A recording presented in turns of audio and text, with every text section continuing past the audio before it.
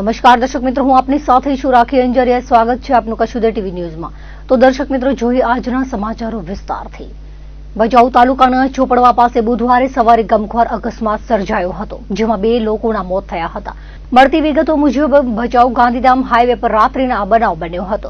ટ્રેલરે રિક્ષાને ટક્કર મારી હતી, જેમાં રિક્ષામાં સવાર છાડવારા ગામના 55 વર્ષીય મંગુબેન રણછોડ કોલી અને 36 વર્ષીય બાબુભાઈ કોલીના મોત થયા હતા. બનાવને પગલે પોલીસ સ્થળ પર પહોંચી આવી હતી. બનાવ અંગે ભચાઉ પોલીસે ગુનો દાખલ કરી તપાસ હાથ ધરી છે. અંજાર તાલુકાના મથડા વાડી વિસ્તારમાં બાલાસરના 32 વર્ષીય કાનાબી જલબાંડા વાડીમાં થ્રેસર ચલાવતા હતા, ત્યારે લાઇટનો વાયર અડી જતા કરંટ લાગ્યો હતો, જેથી ગંભીર ઇજાઓ થવાના કારણે મોત થયું હતું. બનાવ અંગે અંજાર પોલીસે અકસ્માત મોતનો ગુનો દાખલ કરી તપાસ હાથ ધરી છે. ગાંધીધામમાં પીએસએલ કાર્ગો નજીક સર્વિસ રોડ પર અકસ્માત થયો હતો. ફરિયાદી સુધીર કુમાર શંકરરાયના જણાવ્યા પ્રમાણે કોઈ અજાણ્યા વાહન ચાલકે પોતાનું વાહન પૂર ઝડપે ચલાવી ફરિયાદીના નાના ભાઈ રાજકુમારના કબજાના ટ્રક સાથે ભટકાવી અકસ્માત સર્જ્યો હતો, જેમાં ફરિયાદીના નાના ભાઈને ઈજાઓ પહોંચતા મોત થયું હતું. જે અંગે બી ડિવિઝનમાં ગુનો દાખલ થતા તપાસ હાથ ધરાઈ છે. અગાઉ પશ્ચિમ કચ્છમાં સપાટો બોલાવ્યા બાદ હવે એસએમસી પૂર્વ કચ્છમાં સક્રિય થઈ છે. ભચાઉ તાલુકાના શિકારપુર નજીક લાંબા સમયથી ચાલતા દેશી દારૂના અડ્ડા પર કાર્યવાહી કરીને દેશી દારૂ ઝડપી લેવામાં આવ્યો હતો. સામખિયાળી પોલીસ સ્ટેશનના ચોપડેથી મળતી માહિતી પ્રમાણે શિકારપુર ગામે એસએમસીએ દરોડો પાડી દેશી દારૂ અને અન્ય મુદ્દામાલ મળી 2 લાખથી વધુનો મુદ્દામાલ કબજે કર્યો હતો. વાગડ વિસ્તારમાં એસએમસી આવી હોવાની જાણ થતા અન્ય બુટલેગરો મુદ્દામાલ સગે વગે કરીને ભૂગર્ભમાં ઉતરી ગયા હતા, ત્યારે મુદ્દામાલ કબજે કરી સામખિયાળી પોલીસ સ્ટેશન ખાતે ગુનો દાખલ કરવાની તજવીજ હાથ ધરવામાં આવી હોવાનું જાણવા મળ્યું હતું. આ કાર્યવાહીમાં 670 લીટરથી વધુનો દેશી દારૂ કબજે કરવામાં આવ્યો હતો.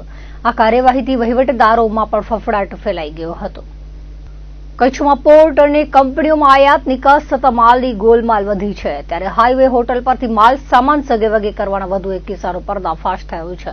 આ બાબતે અંજારમાં રહેતા જગદીશ રાવલે નોંધાવેલી ફરિયાદ પ્રમાણે તેમની જીઆર રોડ લાઇન્સ ગાંધીધામના ડ્રાઈવર રાજસ્થાન મોહનસિંહ બાલુસિંગે ખેડૂતો સોલ્વેક્સ કંપનીના સિંગતેલની ઇન્કોન્સ મુજબ 21,480 મેટ્રિક ટન સિંગતેલ પહોંચાડવાનું હતું, જો કે 15,545 મેટ્રિક ટન સિંગતેલ પહોંચાડવામાં આવ્યું હતું. આવી જ રીતે પુરારામ ઢોકલારામે શ્યામ સેલ્સ કોર્પોરેશનના ઇકોન્સ મુજબ 9,950 મેટ્રિક ટન સિંગતેલ ઓછું પહોંચાડ્યું હતું.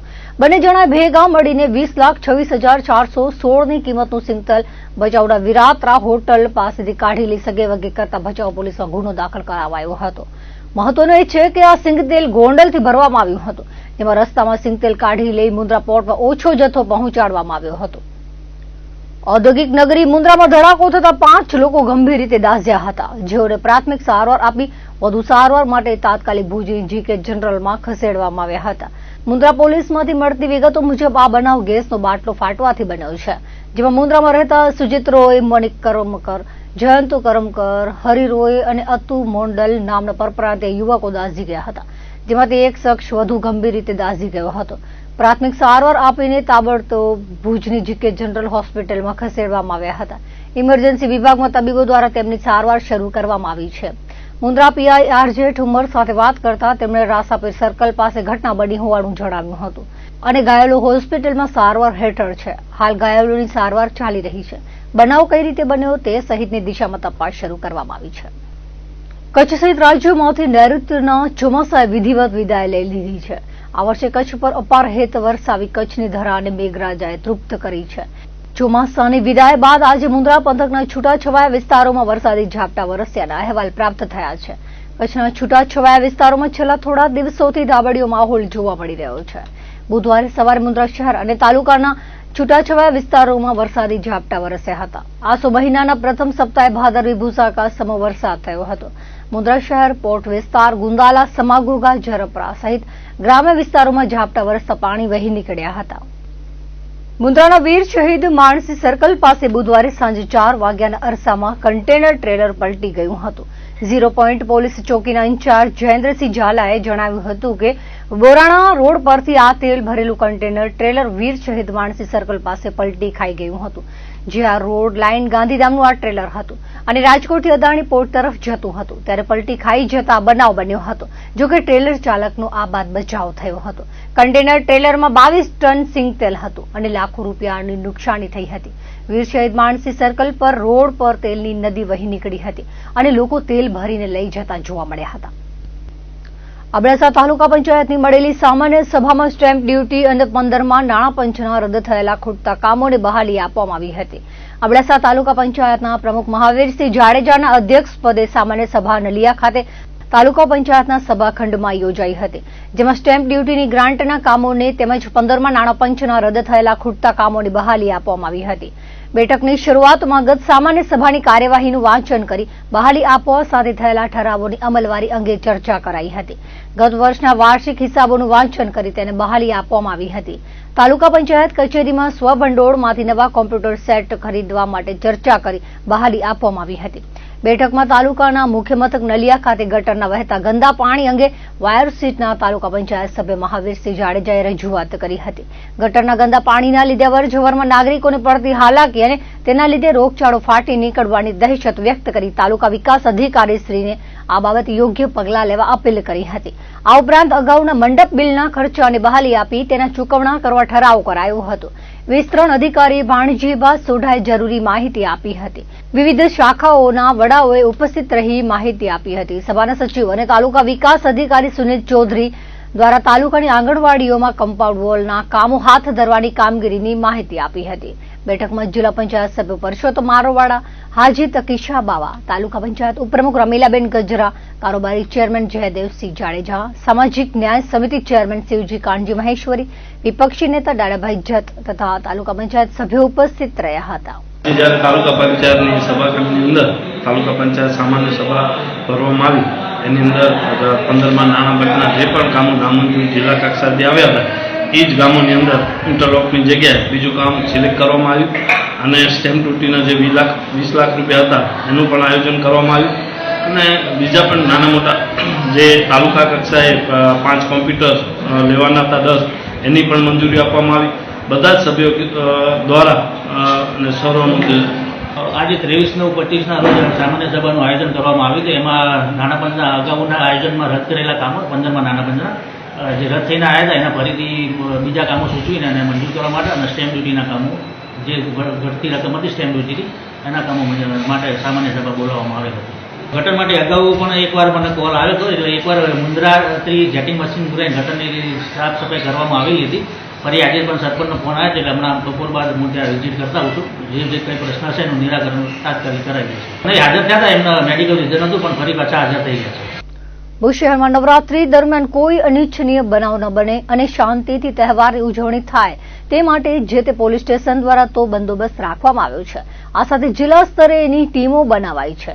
એલસીબી, એસઓજી, એલઆઈબી અને હેડક્વાર્ટર્સના હથિયારી અને બિનહથિયારી તેમજ મહિલા પોલીસ કર્મચારીઓની 9 મોબાઈલ ટીમ બનાવાઈ છે, જેઓ દ્વારા રાત્રે 11 થી સવારે 5 સુધી વિવિધ વિસ્તારમાં પેટ્રોલિંગ કરવામાં આવશે. નવરાત્રી દરમિયાન મદદ માટે હેલ્પલાઇન નંબર 112 અને પોલીસ કંટ્રોલ રૂમ નંબર 02832 25 0960 પર સંપર્ક કરવા જણાવાયું છે. સદગુરુ ભગવાન બાલરામજી મહારાજના પ્રાગટ્ય શતાબ્દી મહોત્સવ અંતર્ગત દેશભરમાં શ્રેણીબદ્ધ કાર્યક્રમો યોજાઈ રહ્યા છે. કચ્છી સંત હરિદાસજી મહારાજની પ્રેરણાથી સત્કર્મની શૃંખલાની કડી રૂપે કચ્છના માંડવી તાલુકાના મોટી ભાડઈ ગામે આગામી 10 થી 12 ડિસેમ્બર સુધી ભવ્યાતિ ભવ્ય ભાવ પ્રાણ પ્રતિષ્ઠા મહોત્સવ ઉજવાશે. આ અંગે વિગત આપતા તુલસીદાસ દામાએ જણાવ્યું હતું કે કચ્છમાં તાજેતરમાં ભગવાન ઓધવરામજી મહારાજના જન્મસ્થળ જખૌ ખાતે નવનિર્મિત ઓધવધામ મંદિરે ભવ્ય ભાવ પ્રાણ પ્રતિષ્ઠા મહોત્સવ ઉજવાયો હતો, જેમાં રાજ્યના મુખ્યમંત્રી ભૂપેન્દ્ર પટેલ સહિત દેશભરમાંથી 1 થી 1.5 લાખ જેટલા ઓધવ પ્રેમીઓ મહોત્સવના સાક્ષી બન્યા હતા. કચ્છમાં જખૌ ઉપરાંત વાંઢાય પૂજ્ય બાલરામજી મહારાજના જન્મસ્થાન મુરછબાણ અને ભુજમાં એ ઓધવધામ છે.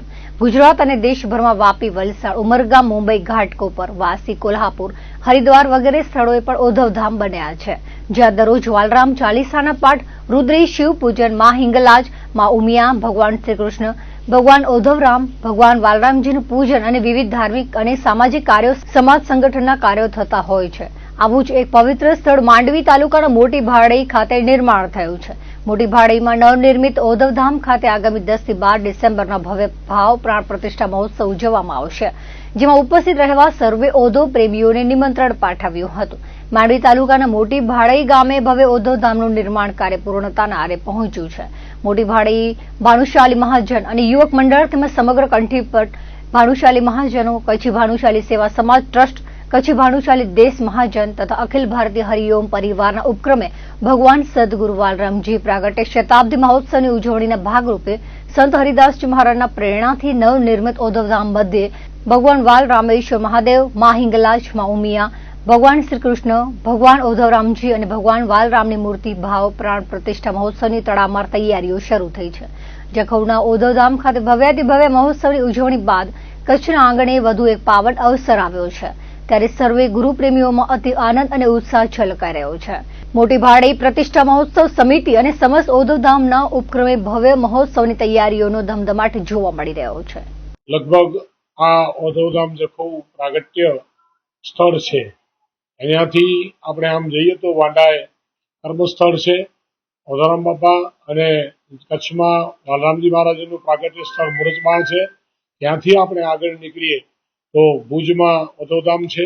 આમ આગળ જઈએ તો વાપી, વલસાડમાં ઓધવધામ, ઉમરગામ ઓધવધામ, સરીગામ ઓધવધામ બની રહ્યો છે. મુંબઈમાં અસલપા ખૂબ પ્રચલિત છે ઓધવધામ છે. પછી ભાનુશાલી વાડી ઘાટકોપર ઈસ્ટમાં ઓધવધામ છે, વાસીમાં 26 સેક્ટર અને એપીએમસી માર્કેટમાં ઓધવધામ છે, કોલ્હાપુરમાં ઓધવધામ છે, હરિદ્વારમાં તમને ખબર છે કચ્છી આશ્રમ ઓધવધામ છે.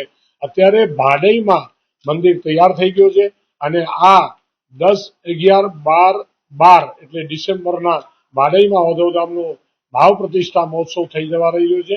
એના સિવાય વલસાડમાં વાલરામજી મહારાજને, ભગવાન વાલરામને લગભગ શતાબ્દી પ્રાગટ્ય મહોત્સવ આપણે અત્યારે ઉજવવા થઈ રહ્યા છીએ. એ તારીખ 19 થી કરી અને 25 માર્ચ 2026માં ઉજવાશે વલસાડમાં, જે એક અલૌકિક કાર્ય હશે. એમાં પણ સૌને લાભ લેવા વિનંતી કરું છું. અને આજની તારીખમાં જ્યાં જ્યાં ઓધવધામો ચાલે છે ત્યાં રુદ્રી પાઠ થાય છે, શિવ પૂજન થાય છે, મા હિંગળાજનું પૂજન થાય છે, મા ઉમિયાનું પૂજન થાય છે, ઓધવરામ વાલરામ બાલકૃષ્ણનું પૂજન થાય છે અને ઘણા બધા ધાર્મિક કાર્યો થાય છે, સમાજ સંગઠન કાર્યો થાય છે. આપણે સૌ આમાં જોડાઈએ. જય ઓધવરામ, જય વાલરામ, સદગુરુ ભગવાન કી જય.